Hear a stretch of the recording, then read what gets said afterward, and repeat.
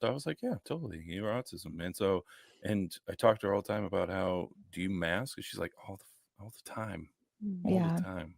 And it's so, and honestly, when we've talked about this before, where that masking also causes the anxiety, for sure. that being way more depressing For sure. because you're trying to be something you're not in front of people, and you're just trying to get by, and that's Hmm. just, it's just so tiring, For right? sure. And and I think a lot of the times when people are diagnosed with autism, they have some excuse me, sorry, churro. um when you are actually diagnosed with this, you have something to relate it back to, and you actually have something that you can connect to and say, okay, this is why I'm doing this. Maybe I should stop doing that, or try at least a little bit less and less, so that Hmm. then I can be a little bit happier in my day to day. Mm. I go through that. I mean, I go through it, trying to get. I'm terrible at job interviews. I'm like the worst job interviewer Pretty bad. ever. Shout out to all the people that might hire me out there. Uh, um, but I'm bad at it because I'm trying to mask, and it sounds like I'm disingenuous when I do it. Mm. Yep. That's what it sounds like. And, you know, that's why I like having conversations during interviews. They're a lot better. And also I don't have to remember like a shitload of things Yeah. to try and, get this job, even though I know I can do it. And if you give me some time, instead of just like being in the moment, I can do it for you. Yeah. And Mhm. that's how, and we've also talked about this, about how a lot of people who have autism are jobless, because we have to try and get those, we have to try and be kind of on the norm, but it's a very hard thing to do sometimes. Yeah. The job interview stuff is tough. So the statistics right now are like roughly 90% of folks that are diagnosed on the spectrum are unemployed. Oh, And I that didn't is know like, that. yeah, it's horrific. So the ranges could be anywhere from 70 to 90%. It's Wow. because we live in a very ableistic world. Like how some folks can't drive. Some folks can't take the bus. Some folks need medication Mhm. and they can't get it. Some are very Yeah. terrible in interviews. Like I'm magnificent in interviews, but I also am like terrible at interviews sometimes. And I don't know what to do. So that leads to it. Also, masking is normal for everyone, like Spencer said, but what we call it is code switching. So everyone knows what code For switching sure. is when it comes to race, but everyone actually does it when it comes to like women being in these spaces as well. Y'all have to code switch on the podcast. You have to code switch at work, because if you act this way, you'll be seen as too feminine, crazy, emotional. Yes. You're going to be seen as a B word, right? I mean, histrionic. If I act a certain way as a big, large brown dude, I'm going to see as aggressive, thug, violent, scary. So I have to feminize myself all the time, where y'all have to be more stoic and reserved. I'm being more feminine, more bubbly. Right. Because when I Yeah. walk down the hallway and they're like, why aren't you smiling? Which my boss said, and I love her to death, my old boss. Why aren't you smiling? I was like, I don't know. She's like, something wrong? I was like, I'm going to take a crap. I'm not thrilled. I'm like, I don't know what you want from me. She's like, oh, okay. I just never seen you look like this. I'm like, I'm literally just walking, woman. And so code switching, we know what this is, but we know it can burn us out. And this is what a lot For of us sure. of color talk about, putting on this white skin suit and then going into work. Yeah. But the person that you are, and this is why I tell all my folks on the spectrum that work with me, the person that you are, you have all the different entities that live inside of you. And you're just choosing which one to act like.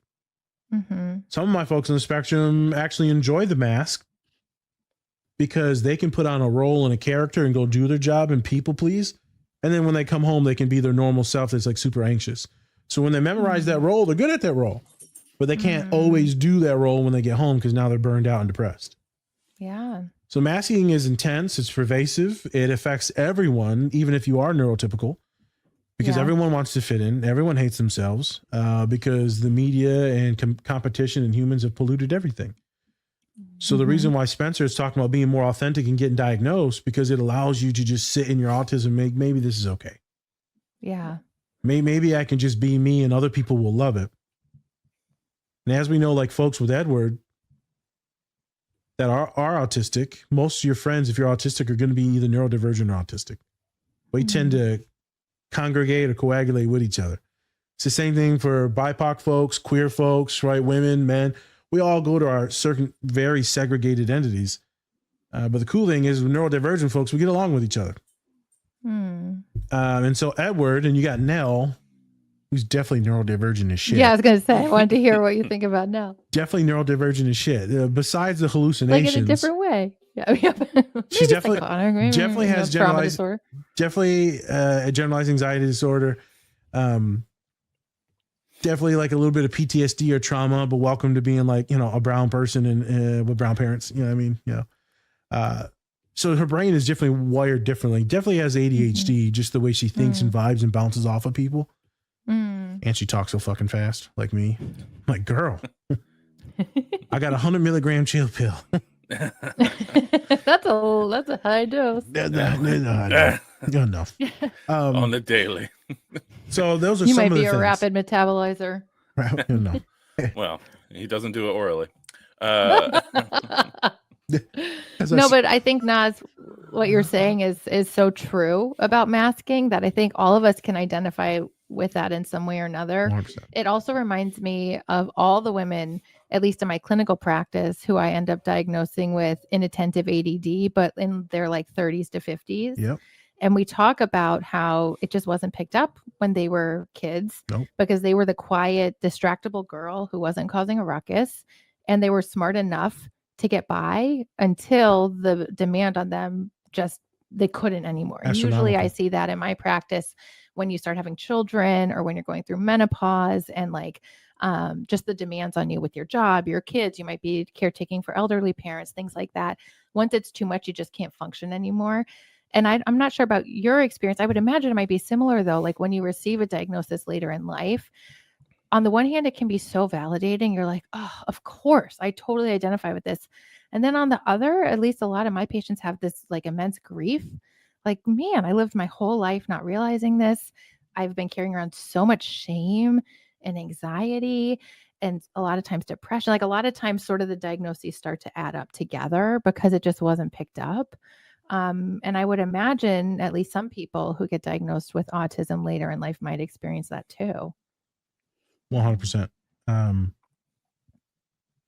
But it gets even more polluted because you'll have your clients that will say, okay, so I'm autistic, so I can't have kids. I'm like, why can't you have kids? Because if I have kids, then they're going to be autistic and I don't want to put that on them.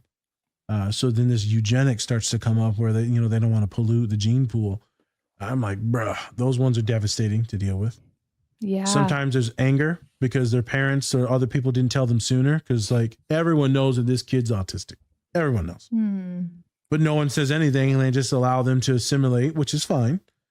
But then also would have been really nice for that person to know, that way the relationships could have been better. Like they could have worked on some other things.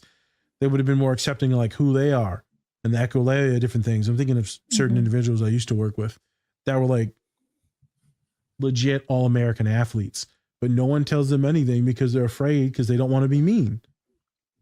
I have parents that don't tell their children, then they work with me. I'm like, so you're autistic, kid. I'm like, nah, man. And then I talk to the parents, it's like, oh yeah, we had him diagnosed at like 5. I'm like, you never told the kid? No, I know. I really wonder about that. And they're like high support needs too. I'm like, you didn't tell the kid with high support needs on why he was getting the support? Yeah.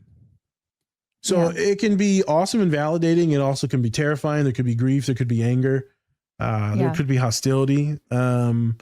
People will go, I never tell people to like fully trust me. Who the fuck am I? I'm just some random dude. Go ask your friends, go ask your family members. Well, let's do some consulting. And then sometimes when they bring it to family members or friends, they're like, no, you're not autistic.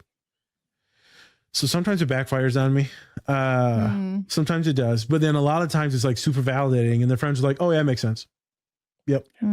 Or they'll be like, so? I love it when the friends say so.